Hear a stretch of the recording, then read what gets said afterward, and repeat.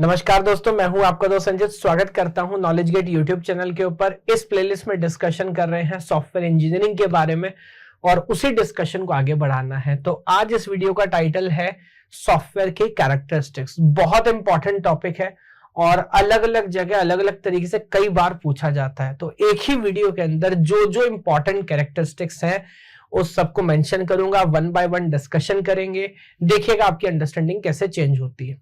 तो डायरेक्टली बात करता हूं। सबसे पहला कैरेक्टरिस्टिक जो सबसे इंपॉर्टेंट है दैट इज करेक्टनेस। उससे पहले तो कुछ है ही नहीं।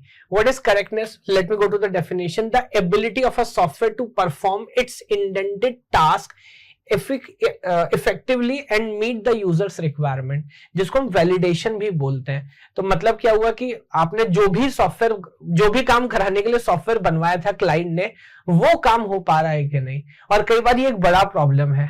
मान लीजिए, मैं बहुत सिंपल एग्जांपल देता हूं। कस्टमर ने बोला 3 का टेबल लिखने वाला सॉफ्टवेयर बनाओ। आपने 4 का नहीं, आपने 17 का लिखने का बना दिया कि सर ये उससे बेटर बनाया। भाई बनाया होगा, बट जो बोला था वो नहीं बनाया। हाँ, तो जो कर रहा है वो सही से कर रहा है कि नहीं, वो प्रॉब्लम सॉल्व कर रहा है कि नहीं, that is very very important. तो ये किसके अगेंस्ट में आप चेक करेंगे? Obviously in against to SRS. जो स्टार्टिंग में डॉक्यूमेंट हम एक बनाते हैं ना, सॉफ्टवेयर रिक्वायरमेंट स्पेसिफिकेशन, वहां पे हम क्लियरली मेंशन करके रखते हैं कि कस्टमर की क्या रिक्वायरमेंट थी, और बाद में जब चेक करते हैं कि वो प्रॉपर्ली काम कर रहा है कि नहीं कर रहा। तो कोई भी सॉफ्टवेयर सही से काम कर रहा है कि नहीं, और जिसलिए उसे बनाया गया था वो काम वो परफॉर्म कर पा रहा है कि नहीं, ये हम कहां चेक करते हैं? करेक्टनेस के अंदर। तो very important. Next thing, usability. ये भी बहुत इंपॉर्टेंट चीज है। यूजेबिलिटी बोल दे, कन्वीनियंस बोल दे, ईज ऑफ यूज बोल दे, अलग अलग शब्दों से इस चीज को लिखा जाता है। देखिए आइडिया क्या है, मैं एक बहुत सिंपल सा एग्जाम देता हूं। मान लीजिए डीएसएलआर है, एक कैमरा है, प्रोफेशनल कैमरा है, जो हाई डेफिनेशन फोटोग्राफ्स और अलग अलग सिनेरियो में लेने के लिए बनाया गया है। बट द पॉइंट इज, उसको यूज करना आसान नहीं है। क्या हर किसी के पास, आपके मेरे पास डीएसएलआर होते हैं? नहीं। तो जो प्रोफेशनल फोटोग्राफर्स हैं उनके लिए तो अच्छा है। आपके और मेरे लिए शायद मोबाइल का कैमरा ही अच्छा है, या कोई ऐसा फोन जिसके अंदर थोड़ी बहुत सेटिंग हो, but basic basic auto mode पे हम चला लें। लोग डीएसएलआर भी खरीद लेते हैं, उसको भी ऑटो मोड पे चलाते हैं। मेरे पास भी है ना, बट उसका कुछ फायदा होता नहीं है। उसको भी ऑटो मोड पे करके हम शूट कर रहे होते हैं। तो टेक्नोलॉजी डेवलप करना अलग बात है, बट वो टेक्नोलॉजी उस तरह से बनाना कि उसको आसानी से यूज किया जा सके, that is also very very important. और मैं ध्यान से बता रहा हूं, अलग से इस बात को याद रखिएगा। सॉफ्टवेयर के केस में तो इवन एफिशिएंसी को हम सेकेंडरी बोलते हैं। ऑपरेटिंग सिस्टम में भी यही बात बोलते हैं कि प्राइमरी पर्पस जो है वो है ईज, कन्वीनियंस। अगर वो नहीं हो पा रहा तो कोई मतलब नहीं है। तो usability is the ease with which user can learn, operate and navigate the software। तो आपका सॉफ्टवेयर इस्तेमाल करना बहुत आसान हो, ये बड़ी इंपॉर्टेंट है। और बहुत सारे एग्जांपल हो सकते हैं। मार्केट में मीडिया प्लेयर कितने हो सकते हैं? शायद ज्यादातर लोग वीएलसी यूज कर रहे हैं। इसलिए क्या उसमें बहुत सारे फीचर्स हैं? इसलिए कि वो कुछ बहुत महान काम कर रहा था? नहीं, यूज करना आसान है। आप सोचिएगा जरा, जितने सॉफ्टवेयर आप यूज करते हैं ज्यादातर तो उनका फंक्शनैलिटी है, मैं मानता हूं, उनका एफिशिएंसी मैं मानता हूं, लेकिन उनको यूज करना आसान है। ये भी एक बड़ा पॉइंट होता है, एक डिसाइसिव फैक्टर होता है जिससे हम चूज करते हैं कि इस सॉफ्टवेयर को यूज करना है कि नहीं करना है। So this is also important thing. Next what do have is reliability. A software's consistency in producing the accurate result and maintaining the performance over time. Reliability is always a major issue। और ज्यादातर case में ना इसका बहुत crisp definition देना थोड़ा सा मुश्किल होता है। Late be very honest. 2-3 मतलब है।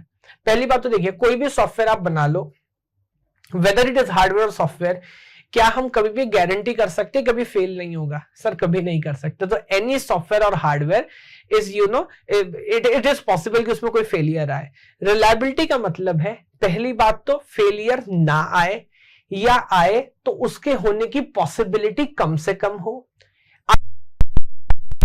तो उसका बैकअप प्लान क्या है, रिकवरी टाइम क्या है, जिसको बोलते हैं मीन टाइम टू फेलियर। कितने टाइम के अंदर आप रिकवर करके दोबारा से काम करने लगोगे। और again in the long run, जैसे हम यहां पर मेंशन कर रहे हैं कि जो आपकी परफॉर्मेंस है, जो आपका रिजल्ट है, उसको मेंटेन कर पाओगे कि नहीं। तो ये जो सारे एट्रीब्यूट्स है ये आ जाते हैं रिलायबिलिटी पर। आप कई बार बोलते हो ना, यार ये फॉर एग्जाम्पल ये बाइक ले लो, इस कंपनी की कार ले लो, बड़ी रिलायबल है। ये इन्वर्टर हमने लगाया, बड़ा रिलायबल है, एक बार लगाया था उसका तो कभी सोचा भी नहीं, बढ़िया काम करता है। और कुछ डिवाइस ऐसे होते हैं ये रिलायबल नहीं है भाई, बिल्कुल भी 2 दिन काम करता है फिर काम नहीं करता। लोगों के बारे में भूल गया था आपका दोस्त कि भाई उसके चक्कर मत रहिए, वो रिलायबल आदमी नहीं है, अगर उसने बोला वो ये काम करा देगा या वो शाम को 5 बजे पहुंच जाएगा, कोई भरोसा नहीं, इसकी कोई रिलायबिलिटी नहीं है। So that is the same thing, बस यहाँ पर सॉफ्टवेयर के कॉन्टेक्स्ट में बात कर रहे हैं। Yes, next now what do we have is efficiency. अभी इंजीनियरिंग के कंसेप्ट में बात करेंगे और एफिशिएंसी की बात ना करें, ऐसा कैसे हो सकता है। तो एफिशिएंसी इज इंपॉर्टेंट ऑब्वियसली, और एफिशिएंसी मींस कितने खर्चे में कितना प्रॉफिट कर पा रहे हो, क्या काम कर पा रहे हो। अभी कार के टर्म्स में बात करते हैं तो एवरेज कितना देती है, पेट्रोल कितना कंज्यूम करती है, कितनी एफिशिएंट है। सॉफ्टवेयर के टर्म्स में बात करेंगे तो कितना रिसोर्स यूज कर रहा है। ऑब्वियसली 2 मेजर रिसोर्स है, time complexity and space complexity. उसमें बोलूंगा कि most important nowadays is the time complexity, because समय के साथ ना हार्डवेयर में हमने जितना इंप्रूवमेंट किया है, तो ये बात आप मानोगे कहीं ना कहीं हार्डवेयर के या मेमोरी वाले भी उतने इश्यूज नहीं है, लेकिन टाइम का इश्यूज है कि आपका सॉफ्टवेयर बहुत स्लो तो नहीं है, उस काम को जल्दी कर सकता है कि नहीं कर सकता, ये इशू है। So the optimal use of the system resources such as memory and processing power to achieve the desired output. So processing power is again कितनी जल्दी आप कर पाएंगे एंड कितने कम स्पेस में कर सकते हैं, है ना। तो ये 2-3 आइडियाज हैं, बड़े इंपॉर्टेंट है। आगे बढ़ता हूं, maintainability, very very important thing. देखिए जो भी हम सॉफ्टवेयर बना रहे हैं आज के टाइम पे, क्या वो सॉफ्टवेयर बस एक ही वर्जन रहने वाला और समय के साथ उसमें चेंज नहीं होगा। पूरी यूनिट हमें पढ़नी आगे जाके 5 यूनिट, उसमें यही हमें बात करनी है। सॉफ्टवेयर में चेंजेस होते हैं, अलग अलग तरह की मेंटेनेंस होती है, और अगर आप ऐसा सॉफ्टवेयर बना रहे हैं जिसको समय के साथ मॉडिफाई कर पाना, आप बोलते हो ना ऐप में नई अपडेट आ गई, विंडोज का नया अपडेट आ गया, लाइक दिस, तो वो जो अपडेशन है वो कर पाना कितना पॉसिबल है, क्या फ्रेमवर्क आप यूज कर रहे हैं, ये आइडिया है किसका, मेंटेनेबिलिटी का। So the ease of updation, modifying और fixing the software to accommodate changing requirements और फिक्स इश्यूज। अलग अलग तरह की मेंटेनेंस, एक होती है करेक्टिव मेंटेनेंस कि अलग से कुछ नहीं करना था, जिस चीज का प्रॉमिस किया था कस्टमर को उसी में कुछ इशू आ रहे थे उसको करेक्ट किया। एक होता है एडेप्टिव मेंटेनेंस, कुछ नया काम करना था, कस्टमर ने रिक्वायरमेंट कुछ चेंज कर दी, वो वाला चेंज आप अब अकोमोडेट कर सकते हैं कि नहीं। तो all this things come in the idea of maintainability, तो बड़ा इंपॉर्टेंट पॉइंट है ये भी। देन पोर्टेबिलिटी, ये शब्द कहीं ना कहीं आपने सुने हैं, लेकिन अभी हम स्पेसिफिकली सॉफ्टवेयर के रिगार्ड में बात कर रहे हैं। सो ability of a software to operate in different platforms or environment without single modification or without significant modification, not single, थोड़ा बहुत तो होगा, different environment। मान लीजिए नॉलेज गेट की वेबसाइट है ना, फॉर एग्जाम्पल, तो हमने सारी फंक्शनैलिटी देखी, डिसाइड किया, पूरा आइडिया बना लिया, आप लोगों का बहुत सपोर्ट मिला, बहुत प्यार मिला और अलग अलग यूज केस आए, फिर समझ आया हर किसी के पास लैपटॉप नहीं है। Same functionality, same product, same ideas Android app में चाहिए। तो अब ये क्या है, ये पोर्टेबिलिटी का इशू है कि फंक्शनैलिटी सेम है, सॉफ्टवेयर सेम है, क्या वो सब चीज एंड्रॉइड ऐप में भी आ सकती है क्या। अभी right now we don't have a iOS app, तो जो आईफोन वाले हैं उनके पास एकमात्र ऑप्शन है कि उनको लैपटॉप के थ्रू करना पड़ेगा। अब अगर यही पूरी ऐप हम iOS पे भी ले आए, then again that is again a portability issue, है ना। तो पोर्टेबल का मतलब अगेन डिफरेंट प्लेटफॉर्म पे डिफरेंट एनवायरमेंट में सेम प्रोडक्ट चला सकते हैं कि नहीं, that is portability. Next what do we have is scalability.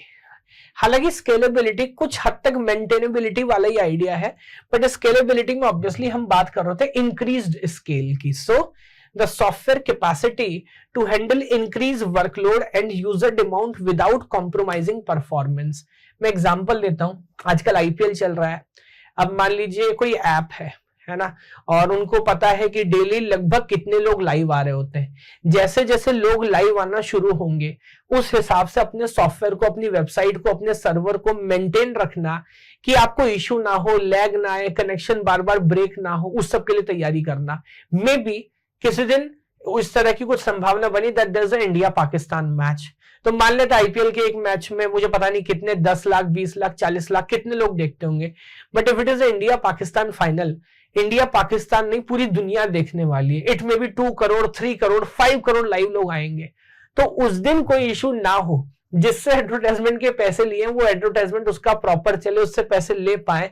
तो अब कोई रिक्वायरमेंट चेंज नहीं हुई, कोई एनवायरमेंट चेंज नहीं हुआ, स्केल चेंज हुआ है। जब रिजल्ट आता है आप देखते हैं कभी कभी गेट का रिजल्ट आता है, यूनिवर्सिटी एग्जाम का रिजल्ट, सर्वर डाउन हो जाता है, क्योंकि normally day to day operations में यूनिवर्सिटी को कोई बहुत हैवी सर्वर्स की जरूरत नहीं होती, बट जैसे रिजल्ट आता है बहुत सारे बच्चे, बड़ी यूनिवर्सिटी है तो लाखों बच्चे एक ही टाइम पे सर्वर हिट कर रहे होते हैं, then that is a scalability issue.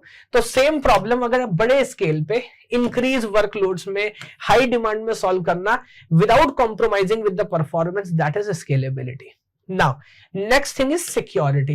So security is always a major concern. अभी सोचिए बैंक्स है, पूरा फाइनेंस है, एजुकेशन है, पेपर ऑनलाइन हो रहे हैं, तो the software's ability to protect against unauthorized access, data breaches and potential threats. तो इन सारी चीजों को मैनेज करना ये कौन सा इशू है? सिक्योरिटी इशू है। तो कोई भी सॉफ्टवेयर आप यूज करेंगे और सोचिए पूरा फाइनेंस हम यूपीआई कर रहे हैं और पैसा इधर से उधर जा रहा है, एनएफटी हो रहा है, आईएमपीएस हो रहा है, क्या ये सब बिना सिक्योरिटी के हो रहा है? हमारा डेटा प्रोटेक्टेड है तभी तो हम ये सब कर पा रहे हैं ना।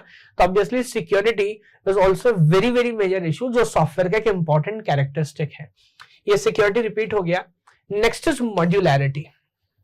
मॉड्यूलैरिटी और रीयूजेबिलिटी काइंड ऑफ दोनों कुछ मिक्स्ड आइडियाज हैं, एक बार समझाता हूं। With modularity what do we mean is like कि सॉफ्टवेयर जो है ना, आगे इस पर डिटेल में बात करेंगे डिजाइनिंग में, ऐसे सिंगल यूनिट नहीं बनाना। हमें क्या चाहिए?